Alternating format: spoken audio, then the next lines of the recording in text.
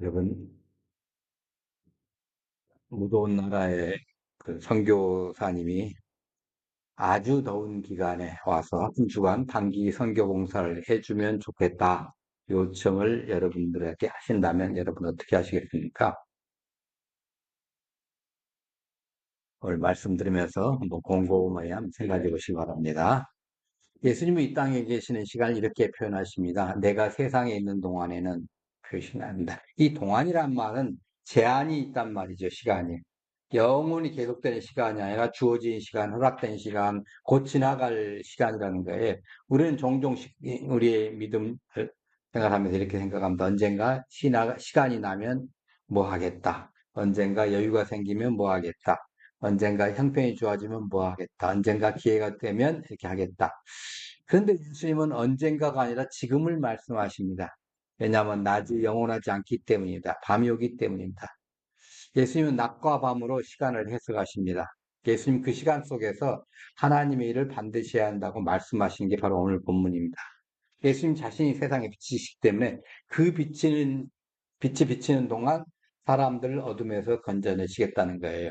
그러니까 그래서 단순히 뭐 열심히 봉사합시다 이런 정도의 권면을 제가 드린 것이 아니라 예수님께서 우리에게 주신 사명 선언이 바로 오늘 본문입니다. 그게 제자들에게 주는 현장 명령이라고 볼 수 있죠.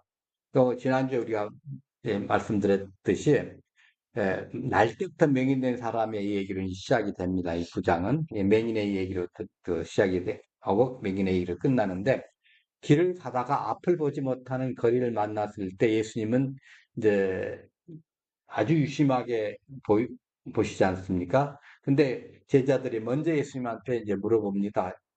라비어 이 사람이 맹인으로 난 것이 누구의 죄 때문입니까? 자기 때문입니까? 부모 때문입니까? 하고 이제 말씀을 물어봅니다. 그 제자들이 관심이 어디에 있다는 거예요? 현재입니까? 미래입니까? 과거입니까? 과거입니다. 예. 그 어떻게 해결해야 할 것인가 보다는 제자들의 관심은 원인에 있으면 도대체 누구 잘못이냐? 그러니까 인간보의 논리이자 운명론적인 시각을 가지고 우리가 이제 제자들이 물어봤던 거예요. 세상 사람들은 고통을 바라볼 때 누구 때문이야? 누구 탓을 탔습니다. 뭐 부모 탓을 탔고 자기 탓도 했다가 사회 탓도 했다가 천생의 업보까지 돌아간 경우도 있다고 그래요. 그러나 예수님의 시사는 전혀 다른 곳에 맺혀 있는 거예요.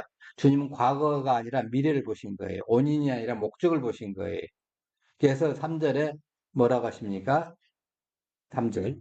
네, 3절 한번 같이 봅니다. 예수께서 대답하시되 이 사람이나 그의 죄로 인한 것이 아니라 그에게서 하나님의 행하신 일을 따르니까 이라. 아멘. 예. 그러니까 그래서 제자들의 시선을 갖다가 토론을 막 하려고 하는데 그걸 갖다 사명으로 싹 바꿔버리시는 거예요. 그러니까 지금 누구 죄인지 따지고 앉을 시간이 없다. 그건 됐고 요즘 애들 말 맞다나 그건 됐고 지금은 낮이기 때문에 일해야 할 시간이야. 일해야 돼 우리. 그래서 5절에 보면 내가 세상에 있을 동안에 이렇게 말씀하십니다. 이게 바로 예수님의 시간표입니다. 동시에 오늘 우리의 시간표이기도 하죠. 네. 그래서 우리에게 주어진 인생의 시간, 그리고 우리가 감당해야 할 빛의 사명이 무엇인지, 이걸 좀 우리가 깊이 깨닫는 은혜의 시간 되기를 소망합니다. 여기서 오늘 본문에 아주 중요한 것이 있다고 하면, 시간이 긴박하다는 거예요. 지금 이제 이란 전쟁 때문에 사람들이 여러 가지로 생각을 합니다. 특별히 또 믿음이 있고 스스로 신령하다고 생각하시는 분들은 이게 계시록의 마지막 날에 대한 징조가 아니냐, 이게 3차 대전으로 이어지고 지금 이란으로 끝날 것이 아니라 튀르키예까지 뭐 할 것이며 결국은 그것이 3차 대전으로 갈 것이고 결국은 이 예수님 오시기 직전에 그 상황까지 가는 것이 아니냐 하고서 확대 해석하시는 분도 있어요. 근데 그것을 확대 해석하기라보다는 하여튼 조금 더 관찰해 봐야 된다고 저는 생각합니다. 아직 거기까지 생각은 아니라 여하튼 간에 왜냐하면 지금 AI라든가 뭐 이제 그런 것들이 발달해 가지고 이게 이렇게 매칭되는 게 아닌가. 마지막 때 지식이 풍부해지고 교통이 빨라지고 뭐 그런 것들이 쭉 나오지 않습니까? 계시록 읽어보시면 기억이 안 나세요? 전혀 이렇게 기억이 안 나신 것처럼 이렇게 표절하고 계시면 제가 참 민망합니다. 예. 여하튼 이제 그렇게까지 생각하시는 이제 그 뭐 굉장히 시간이 긴박하잖아요. 야, 이거 큰일 났다 이런 생각하는데 여하튼 간에 오늘 예수님도 그렇게 얘기하셔요. 때가 낮음에 밤이 오리니 언젠가는 그 시간이 올긴 올 겁니다. 네, 그때가 되면 아무도 일할 수 없다고 말씀하십니다. 이게 긴박함이 들어가 있는 거예요.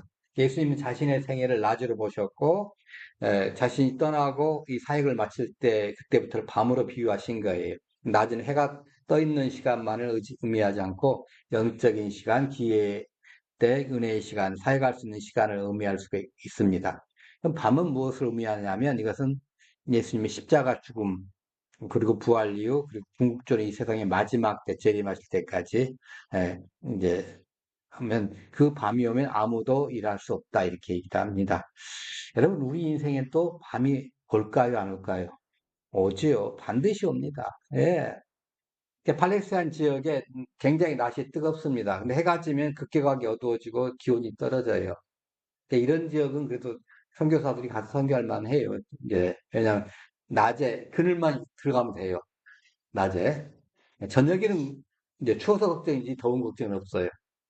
근데 동남아 같은 데는 이제 그 아까 보니까 어 이제 4월 달, 5월 달에 보니까 그 아침 최저 평균 기온이 25도, 최고 평균 기온이 34.9도.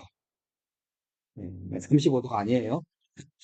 여하튼 간에 그 정도 돼요. 근데 그 시간에 와서 우리들 봉사해달라고 지금 요청이 왔습니다. 여하튼 간에.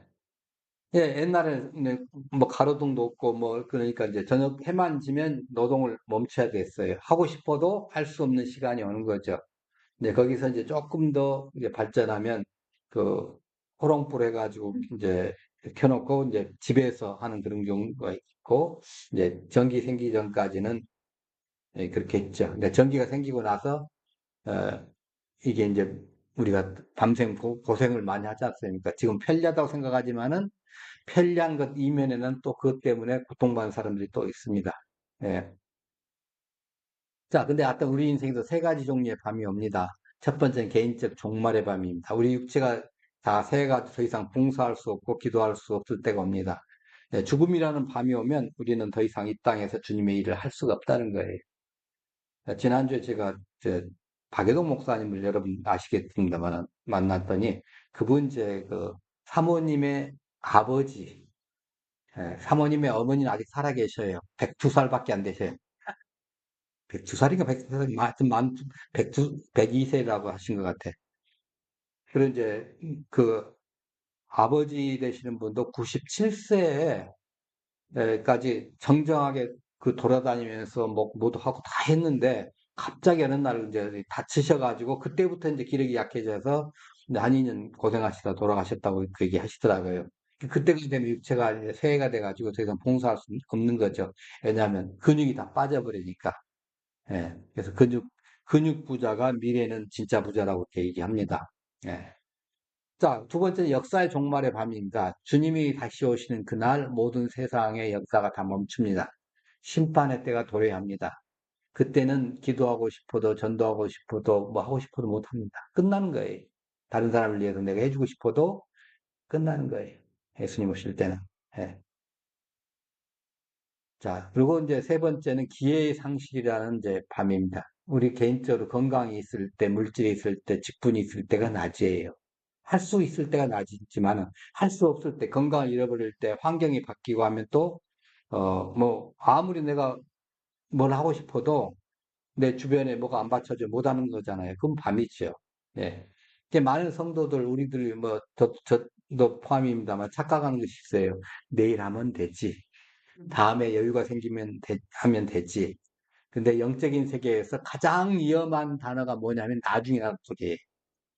마귀는 우리한테 너 그 일 하지 말라고 절대 안 해요. 마귀는 여러분들에게 야, 오늘 가서 예배 드리지 마라, 뭐 하지 마라. 절대 얘기하지 않습니다. 뭐라 그래요? 천천히 해라.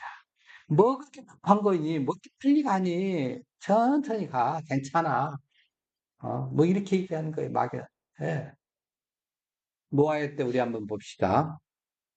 창세기 6장 7장에 보면 120년 동안 120년 동안이 아니지만 하여튼 어, 그 많은 세월 갖다가 방주를 짓고 하면서 노아는 회개를 외쳤죠. 그런데 마지막 날 비오기 일주일 전에 뭐가 생기죠? 방주의 문이 닫힙니다. 아무도 들어갈 수 없습니다. 만약 비 오는 순간 막 비가 내리고 1시간 정도까지 문이 열려 있으면 많은 사람 들어갔을 거예요, 분명히. 근데 일주일 전에 딱 닫힙니다. 낮이 지나고 밤이 온 거죠. 아무도. 그래서 우리가 흔히 그림에서 말한 것처럼 그 나이 드신 할아버지가 이렇게 그 바라보고 있잖아요. 그 노아 할아버지가 아니에요. 노아는 배 타시고 배 밖에 계신 분 누구예요? 뭐 다른 분이 계시겠죠. 무드셀라 이거 후손들이 많이 있겠죠. 네. 마태복음 25장에 보면 우리 이제 다섯 천의 비유가 나오죠. 여천의 비유니까 거기에서 보면 그 결혼식장에 들러리 나갔던 사람들 있잖아요. 예. 신랑이 올 때까지 기다렸다가 이제 쫙 오는데 깜빡 잠이 들었던 거예요. 잠이 들었는데 야 신랑이 온다 소리 들으니까 사람들이 가가지고 이 사람들이 가서 이제 기름 떨어졌다고 기름 사러 갔다가 들어오는데 문이 닫혀버린 거예요. 문 열어주세요 하고 외쳤어요. 우리는 이거 가야 합니다. 신부이 들러린다고 했지만 신랑은 내가 너희를 알지 못해 하고 다 끝난 거예요.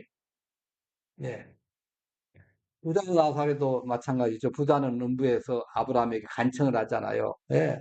제발 저 나사로를 나한테 보내가지고 뭐 시원한 물 한 모금 좀 갖다 달라고 좀 하세요. 그러니까 아브라함이 뭐라 그래요? 너희와 우리 사이에 큰 구렁텅이가 놓여 있어. 어, 못 군다. 이미 끝났다는 거예요. 그러니까 우리에게도 사랑할 시간도 이게 제한이 돼 있는 거예요. 여러분 사랑하는 가족이 있을 때 사랑할 수 있죠. 부모님이 살아계실 때 사랑을 표현할 수 있잖아요. 돌아가신 다음에 표현 못 하잖아요. 예. 이웃에게 복음을 전할 시간도 역시 마찬가지입니다. 오늘이 그들에게 마지막 기회일 수 있어요. 예. 교, 교회를 섬길 시간도 제한되어 있고 건강할 때 힘이 있을 때 주님의 몸 된 교회를 섬기는 것이 큰 복입니다. 예수님은 지금은 십자가를 향해 가고 계시잖아요. 시간이 얼마 남지 않았음을 아셨어요. 그래서 때가 아직 낮임에 이렇게 말씀하십니다. 총각을 다투어 가지고 맹인의 눈을 뜨게 하시고 복음을 전하시잖아요. 예, 이 이후로 보면 여러분의 인생 시기는 지금 몇입니까? 아직 건강하십니까? 아직 물질로 섬길 수 있습니까? 아직 누구에게 복음을 전할 입술이 열려 있습니까? 그렇다면 지금 낮입니다. 밤이 오기 전에 일할 수 없을 때가 오기 전에 하나님이 맡기신 사명을 감당하는 그러한 우리 모두가 되기를 간절히 원합니다. 우리 4절 한번 같이 봅니다. 내가 낮에 나를 믿기에 누가 하나라 밤에 오기 때는 아무도 일할 수 없느니라. 예. 예수님은 우리를 사명의 동역자로 부르신 거예요. 예. 예수님은 나를 보내신 이 일을 내가 하여야 하리니 하고 말씀하시지 않고 우리가 하여야 하리라고 말씀하십니다. 이건 엄청난 초청입니다. 맹인의 눈을 뜨게 하는 기적, 죽은 영혼을 살리는 구원의 역사, 이 위대한 하나님의 일에 예수님은 제자들 그리고 저와 여러분을 오늘 파트너로 초청하고 계시는 거예요. 그래서 우리가 이 사명에 동참해야 되는 겁니다. 오늘도 우리도 이 사명의 동역자들이에요. 예수님 혼자만의 일이 아닙니다. 그래서 예수님이 승천하시기 전에 마지막 지상명령이 있죠. 한번 같이 해볼까요? 그러므로 너희는 가서 모든 민족을 제자로 삼아 아버지 아들과 성령의 이름으로 제례를 베풀고 내가 너희에게 준바한 모든 것을 갖추어 지키게 하라. 네. 그러니까 제자들은 맹인을 보면서 누구 죄입니까 하고서 묻는 방관 잡세. 나는 죄하고 아무 상관이 없어. 그냥 궁금할 뿐이야. 누구 죄일까 하고서 예, 호기심일 뿐이야. 이런 평론가였어요. 그러나 예수님은 이 제자들 갖다가 그리고 뭘로 부르신 거예요? 사역자로 부르신 거예요. 분석하지 말고 비판하지 말고 나와 함께 이 사람을 살리는 일을 하자. 이렇게 하신 거예요. 이거 선택사항이 아니에요. 해도 되고 안 해도 되고 그만인 거 아니고 반드시 해야 되는 일이라는 거예요. 반드시. 너희가 내 제자가 아니냐. 반드시 해야 된다. 예. 그럼 하나님의 일이라는 게 뭐냐 거죠. 하나님의 일은 같이 봅니다. 하나님께서 나를 보내시기에 하나님이 그러니까 더 나아가 어둠 속에 있는 자들 빛으로 인도하고 묶인 자들을 자유케 해주고 상처 입은 자를 치유하는 거 이게 하나님의 일이에요. 예. 예수님은 자신을 보내심을 받은 자로 인식하셨어요. 그래서 예수님은 요한복음에서 40번 이상 자신이 하나님께로부터 보내심을 받았다고 말씀하십니다. 이것이 무엇을 의미합니까? 예. 분명한 목적을 가지고 이 땅에 오신 것, 맞죠? 예. 보내심을 받았다는 것은. 그 다음에 보내심 받은 일을 잘 감당해야 하잖아요. 예. 보내신 분의 뜻을 따라야 돼요. 순종을 해야 돼요. 그리고 보내신 분께 반드시 이게 일이 이렇게 잘했다고 책임 있게 보고를 해드려야 돼. 네.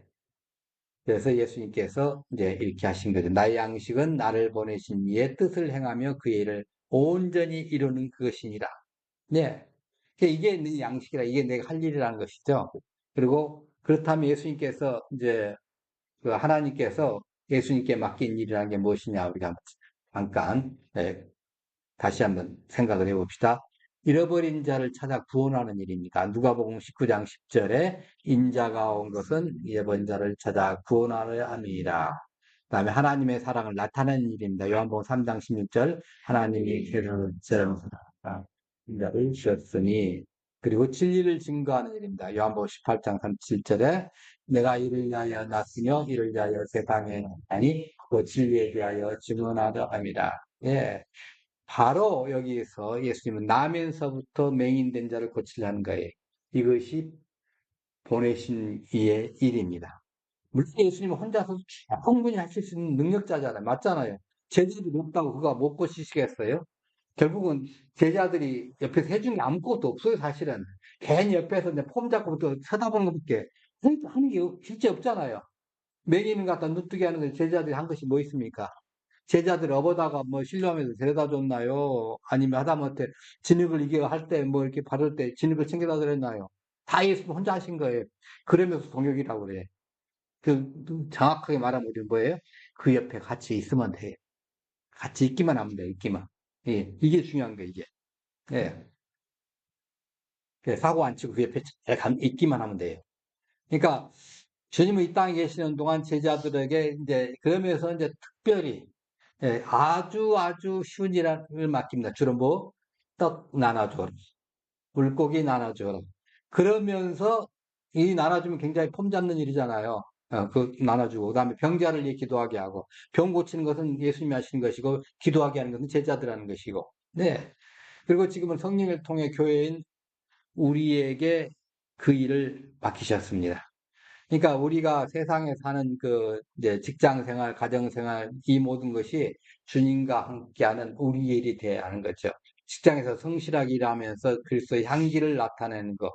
아까 우리 이제 집사님 기도했듯이 예수님의 향기가 나와야 돼요. 그러니까 가정에서 자녀를 알순히 양육하고 교회에서 직분을 충실성을 다하는 거. 이 모든 것이 예수님께서 말씀하신 나를 보내신 예 일이에요. 여러분, 우리는 구경꾼이 아니잖아요. 예배만 드리고 돌아가는 관객이 아닙니다. 우리는 예수님과 함께 팀을 이루어가지고 요즘 팀 코리아 이렇게 하는데 팀 열방 뭐 이렇게 하듯이 우리도 그렇게 좀 해야 돼요. 주전 선수들이 이 어두운 세상을 에서 생명을 살리는 일을 해야 되는 주전 선수들이에요. 저는 이제 우리 뭐 노예 가서 목사님들하고 같이 얘기하고 할 때 젊은 팀들하고 같이 얘기합니다. 뭐 개척교회 목사님들, 뭐 우리 교회를 비롯해서 많은 분들이 얘기를 할 때 스스로 어떤 분이 간혹 가다가 왜 이렇게 우리는 해도 아주 안 되냐 이런 식으로 이렇게 생각하시는 분이 있어요. 그래서 걱정하지 마라. 특공대는 숫자가 많지 않다. 그래서 그랬더니 전부 깎아끌고 웃어요. 특공대가 뭐 5명, 1000명 해가지고 하더냐. 이렇게 해서 겨우 소수 정예를 해가지고 하지. 예. 특공대는 숫자가 많지 않다. 그런데 일당 100, 일당 1000을 한다. 그랬더니 그 말에 굉장히 크더라고요. 예, 굉장히 힘을 받고 그러더라고요. 그래서 잘 키워놓으면 그 사람들이 나중에 가가지고 사회에서 일당 100, 일당 1000의 역할을 감당하면 되지 않겠냐. 그럼 되는 거예요. 예수님도 뭐예요? 12명 핵심 다 키웠잖아요. 어, 12명. 아, 우리도 12명인가요? 아유, 자, 하여튼 간에 이것은 이게 선택사항이 아닙니다. 해도 되고 안 해도 되는 것이 아니라 반드시 해야 되는 거예요. 그래서 이것이 이 땅에 우리가 존재하는 이유예요. 하나님께서 우리를 구원하신 목적이고 우리에게 주신 특권이자 책임입니다. 고린도전서 9장 16절에 이렇게 말씀합니다. 내가 복음을 전하고 내가 그걸 내리려다 만일 복음을 전하지 않으면 너에게 화가 있을 것이다. 예. 자, 하여튼 우리가 하여야 하리라. 이 주님의 음성을 여러분의 사명으로 받으시기를 간절히 축원합니다. 5절 봅시다. 내가 세상에 있는 동안은 세상의 빛이 되라. 예수님은 자신을 세상의 빛이라고 선언하십니다. 나는 이제 8장 12절을 봅니다. 나는 세상의 빛이니. 하고 생명의 주여니까 아멘. 그러니까 자신을 세상의 빛이라고 분명히 선포하셨어요. 매인이 앞을 보지 못하는 것은 단순한 육체의 눈이 머문 것이 아니라 빛이신 예수님을 만나지 못하는 우리의 그 인류의 그 이제 영적 상태를 보여주는 거잖아요. 예수님은 그 어둠을 몰아내기 위해서 오신 거예요. 중요한 질문이 있습니다. 예수님은 십자가에서 죽으시고 부활 승천하셔서 지금 육체로는 세상에 계시지 않죠. 그러면 지금 세상은 빛입니까? 어둠입니까? 빛이에요, 어둠이에요? 그래서 여러분도 손 들면 그러니까. 자, 5장 14절에 뭐라고 하셨어요? 세상의 빛이라. 네. 그럼 세상의 빛은 누구예요, 이제는? 우리. 사실은 정확하게, 원래 빛은 자기가 발광을 해야 되는데, 발광을 못하고 다만, 다른 빛을 받아가지고 반사하는 빛이에요, 반사체. 그래서 예수님이 세상에 계실 때는 예수님 빛이셨어요. 그러나 예수님이 승천하신 후에 예수님의 영이 누구시죠? 성령님이 우리와 함께 계시고, 그 성령님을 모신 우리가 세상의 빛이 된 거예요. 달이 스스로 빛을 내지 못하지만 태양빛을 반사하여 우리 어두운 밤을 비추는 것처럼 우리는 예수님의 빛을 받아서 세상에 반사하는 작은 예수들입니다. 네. 저와 여러분은 누구예요? 작은 예수. 그러니까 내가 세상에 있을 동안이라는 말씀은 이렇게 적용하면 됩니다. 우리가 세상에 살아있는 동안에는 우리가 세상의 빛이다. 그럼 같이 읽어볼까요? 내가 세상에 있을 동안에는 우리가 세상에 예. 그러니까 우리 가정에 있을 때는 역시 우리가 그 가정의 빛이잖아요. 직장에 있으면 직장의 빛이에요, 여러분이. 예. 회사의 빛이 되는 거죠. 이 빛의 특징이 뭐예요? 어둠을 드러내는 거예요. 어둠을 갈라내는 거죠. 어둠을 사라지게 만든 거죠. 그러니까 우리가 정직하게 살면 세상에 불의가 드러나요. 우리가 부정직하면 세상에 불의가 싹 감춰져요. 안 보여, 잘. 근데 정직한 사람이 오면 꼭 이제 문제가 이제 일어나는 거죠. 예. 지금 우리가 정권이 바뀌고 나서 막 드러난 일이 엄청나게 많잖아요. 아, 이런 것이 있었어 하고 깜짝깜짝 놀란 거 많지 않습니까? 예. 왜? 어둠이 지금 거치고 있는 거예요. 어떻게 보면 이 나라에. 자, 빛은 길을 안내합니다. 우리가 바르게 살면 방황하는 사람들이 우리를 보고서 우리 때문에 빛의 반사체인 우리를 보고서 길을 찾아가는 거예요. 네. 빛은 생명을 살립니다. 빛의 식물이 자라잖아요. 우리의 섬김을 통해서 생명이 살아납니다. 자, 그러면 우리는 어떻게 빛으로 살 수 있을까? 이거 우리가 이제 생각해 봐야 됩니다. 첫, 네. 빛의 근원이신 예수님과 연결돼야 합니다. 요한복음 15장 5절 보면 나는 포도나무요 너희는 가지니 이 안에 내가 그 안에 거하면 사람이 열매를 많이 맺나니 나를 떠나서는 너희가 아무것도 할 수 없습니다. 예. 그러니까 예수님 안에 딱 거하고 있으니까 붙어 있으면 돼요. 두 번째는 선한 행실로 빛을 비춰야 합니다. 이같이 너희 빛이 사람 앞에 비치게 하여 그들로 너희 착한 행실을 보고 하늘에 계신 너희 아버지께 영광을 돌리게 하라. 예. 그러니까 이건 다른 사람이 봐도 저 사람은 이게 좀 나와야 되잖아요. 네, 기본적으로 저 사람은 정직해. 가장 중요한 정직한 거니까 정직해, 성실해. 이게 중요한 거예요. 저 사람은 성실해. 한번 약속한 것은 그대로 지켜. 예, 이게 중요한 겁니다. 그리고 다른 사람에게 끼치지 않아. 그래서 가끔가다 제가 드릴 말씀 있었잖아요. 공부해서 남주자, 돈 벌어서 남주자. 예, 그 사람들이 세 번째 복음을 전파해야 합니다. 세상에서 예, 같이 읽어볼까요? 이는 너희가 흠이 없고 순전하여 예수님으로 시간에서 그녀는 우리의 빛들로 나타내며 생명의 말씀을 밝혀 나의 단도직이 흔들지 아니하고 수고가 헛되지 아니하므로 그리스도의 나에 내가 자랑할 것이 있게 하려 함이라. 예, 네. 오늘 본문의 맹의는 예수를 만난 눈을 떴습니다. 다음 주에 저 4월 달에 그 일을 계속 말씀드리겠습니다만은 빛을 보았습니다. 이제 우리가 세상에 나가서 영적인 맹인들의 눈을 뜨게 할 차례예요. 절망에 빠진 자에게 소망의 빛을, 미움이 있는 곳에 사랑의 빛을 비추어야 합니다. 이게 우리가 이 세상에 존재하는 이유입니다. 우리가 이 세상을 떠나는 날, 혹 주님이 먼저 오시면 주님이 다시 오시는 날. 우리 세상에 있는 동안은 그때 이제 끝이 나겠죠. 그때까지 우리는 타오르는 등불처럼 소모되더라도 빛을 발해야 되는 거죠. 여러분, 서두에 말씀드린 것처럼, 과연 선교지에 내가 다녀와야 될까 결정하셨어요? 예. 오늘 예수님은 맹인을 고치기 직전에 제자들에게 우리에게 비장한 각오로 말씀하셨잖아요. 밤이 온다. 일할 수 없는 때가 온다. 그러니 지금 나와 함께 하나님 일을 하자. 내가 빛인 것처럼 너희도 빛으로 살라. 이렇게 말씀하신 거예요. 예. 여러분, 노버튼 맥체인 그 성경 읽기 표를 갖다가, 읽어보신 분 기억나시겠지만, 스코틀랜드 목회자입니다. 그분이 29살의 나이로 요절하셨어요. 근데 그분이 이렇게 하신 거예요.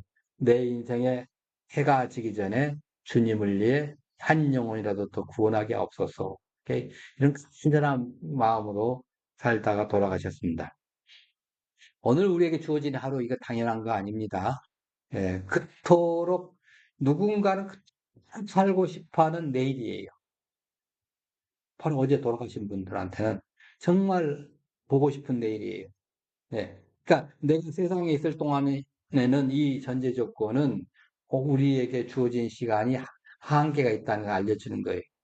그래서 여러분 오늘 미루지 마세요. 사랑한다고 말하는 거, 용서하는 거, 복음 전하는 거, 봉사하는 거, 밤이 오면 하고 싶어도 못합니다. 오늘 하세요. 동참하세요. 구경꾼의 자리에 일어나서 주님 제가 여기 있습니다. 우리가 함께 하겠습니다. 이렇게 고백하세요. 빛을 발하세요. 여러분이 간 곳마다 어둠이 물러나고 따뜻한 생명의 기운이 감돌게 하십시오. 이번 주 한 시간, 이 세상에 나갈 때 이 말씀을 기억하세요. 나는 지금 낯을 살고 있다. 나는 세상의 빛이다. 우리는 예수님 돌아오실 때 만날 때까지 그렇게 생각하며 살아야 돼요. 이 거룩한 자부심과 사명감을 가지고 어두운 세상을 환하게 비추는 저와 여러분이 되기를 간절히 축원합니다. 네, 수고하십시다.